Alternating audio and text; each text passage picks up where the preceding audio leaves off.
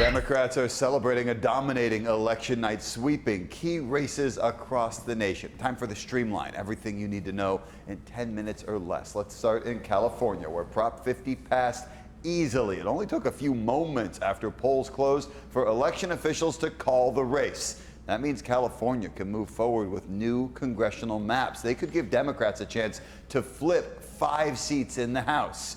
Governor Gavin Newsom proposed the idea after Texas also redrew its maps to favor Republicans. Last night, Newsom said the results send a clear message. We stood tall and we stood firm in response to Donald Trump's recklessness. And tonight, after poking the bear, this bear roared with an unprecedented turnout in a special election with an extraordinary result. In San Diego County, the passing of Prop 50 means Congressman Darrell Issa's seat could be in jeopardy. He represents District 48, which includes Poway, Santee, and parts of Escondido. Now, across the country, Democrats picked up some big wins in gubernatorial races. Mikey Sherrill won in New Jersey. Abigail Spanberger flipped Virginia's top office from red to blue. They're now the second and first female governors of their respective states. And in New York City, Assemblymember Zohran Mamdani beat former New York Governor Andrew Cuomo for the mayor's seat. The self-described Democratic Socialist sent this message to President Trump. If anyone can show a nation betrayed by Donald Trump how to defeat him, it is the city that gave rise to him. On social media, President Trump blamed the shutdown and his absence from the ballot as reasons for Republican Party losses. A new record set today. The government shutdown now entering day 36, beating the previous record set by the first Trump administration back in 2019. Secretary of Transportation Sean Duffy announced on Tuesday that parts of U.S. airspace could be closed if the shutdown drags into next week. Airports all across the country report shortages in air traffic control staff and TSA workers as they continue to work without pay. As for SNAP recipients, many wonder when they're going to receive the funding after the Trump administration announced they will partially fund the federal food assistance program. That means that people will only get part of their benefits. A big sticking point, of course, is health care, with Democrats trying to preserve health care subsidies and Republicans saying they will not negotiate on it until the government reopens. This morning, we have new video showing the moment a UPS cargo plane crashed near Louisville International Airport. The plane exploded into a massive fireball. At least 7 people were killed. Another 11 people were injured. The aircraft was taking off for Honolulu with 3 crew members on board when one of the plane's engines caught fire. People in the area are still sheltering in place this morning as officials work to clean up the wreckage. There are more than 100 firefighters on the scene from across the region that are still here, that are working to make it safe for everyone in our community. Now, the plane was reportedly out of service for much of last month, likely for maintenance, and was out of service again the day before the crash. Operations at the UPS hub in Louisville is stopped this morning while the NTSB investigates. Meanwhile, we are learning of another U.S. military strike on a suspected drug smuggling boat, this time in the Pacific Ocean. Secretary of War Pete Hegseth says 2 people were killed. He says U.S. intelligence confirmed the boat was involved in drug smuggling and was traveling along a known trafficking route. Tuesday's attack is the 16th U.S. military strike on a suspected drug smuggling vessel this year. At least 66 people have been killed.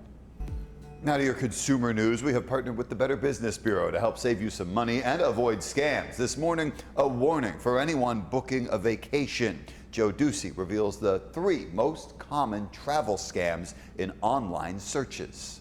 Travel coming up? Here are the top 3 scams we see taking your vacation dollars right now. I'm Joe Ducey with the Better Business Bureau. The first scam ABC 10 News viewers need to know about: no-name travel sites, the ones you never heard of that come up on price comparison sites or social media ads. BBB Scam Tracker shows a man bought 2 round-trip tickets but had no reservation at the airport, lost $389.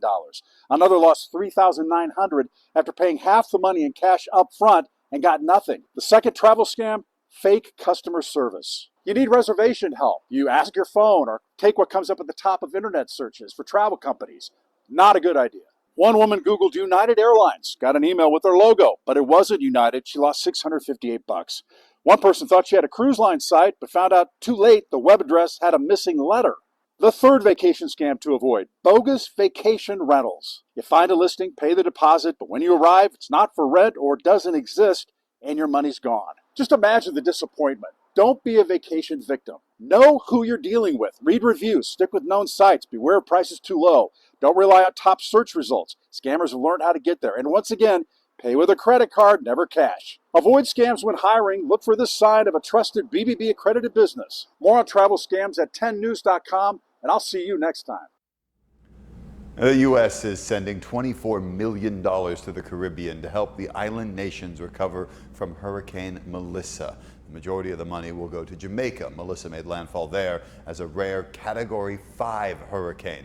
The Trump administration is expected to send more money after crews on the ground get a chance to assess all of the damage. Today, President Trump's global tariffs go before the Supreme Court. It's one of the biggest cases affecting the Trump presidency.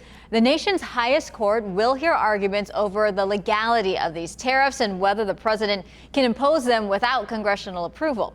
Back in April, the Trump administration declared an emergency over trade deficits, using that to justify tariffs. But a group of business owners in blue states sued. The lead plaintiff in this lawsuit says businesses are being hit really hard.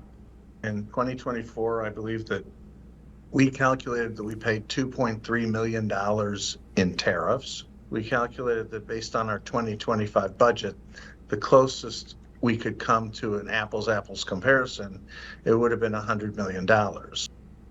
So if the court rejects the tariffs, the U.S. government could owe tens of billions of dollars in refunds to businesses. President Trump would also lose a key bargaining chip in negotiations with other countries. The justices are expected to rule on this case by next summer. Millions of Americans are searching for work with no luck. Some job seekers say even after applying to hundreds of positions, they rarely hear back or get an interview. Experts describing the current job market as low hire, low fire. If you do become unemployed, it is harder to find a job right now because job postings have come down and the hires rate has declined. Well, sectors like healthcare are in high demand. Fields like business and tech, they are seeing a decline in job posts. Layoffs are also impacting many workers, with companies like Amazon and more recently IBM announcing that they will be cutting thousands of jobs. And that is your ABC 10 News Streamline. Everything you need to know today in under 10 minutes.